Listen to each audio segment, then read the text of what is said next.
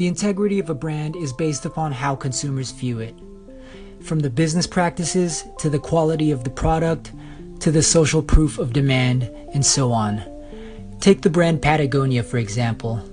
Patagonia has been an immense presence in the landscape of commerce because of their unorthodox core values that the brand represents.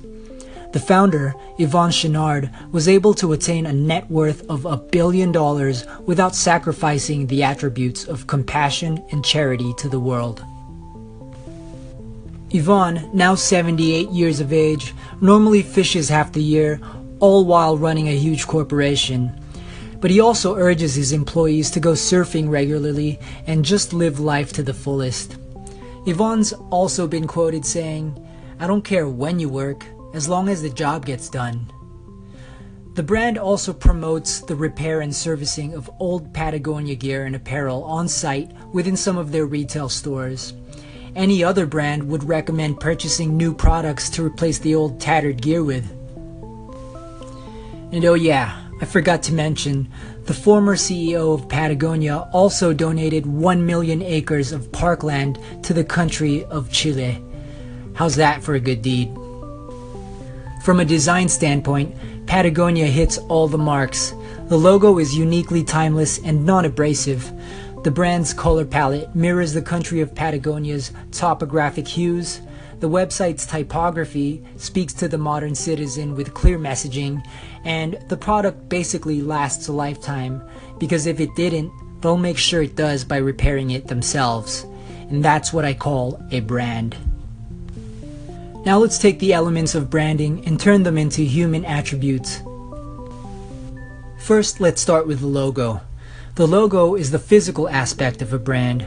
In human form, it's how we take care of ourselves physically, from our posture, our body language, and this isn't so much in terms of sex appeal or sexuality, but more so, do we represent a healthy version of ourselves to the world, or are we carelessly designed through our own lack of enthusiasm? When we're mindful of our daily habits, we design a better quality of life.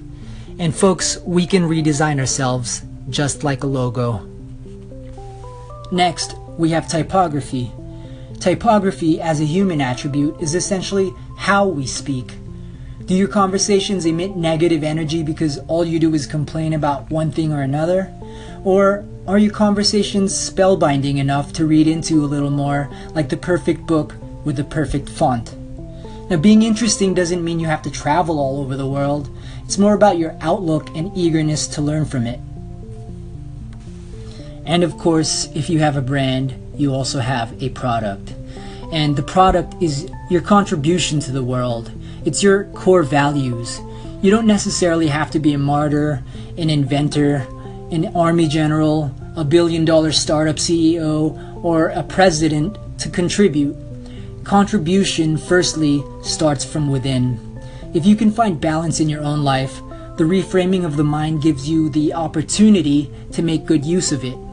Starting a business, pursuing your passion for photography, traveling to Spain, or starting a blog are all examples of contribution. All of these passions that people pursue provide more insights about what the world has to offer. And ultimately, the more ideas and experiences we as humans can uncover, the more we can understand our world as a brand within the cosmos.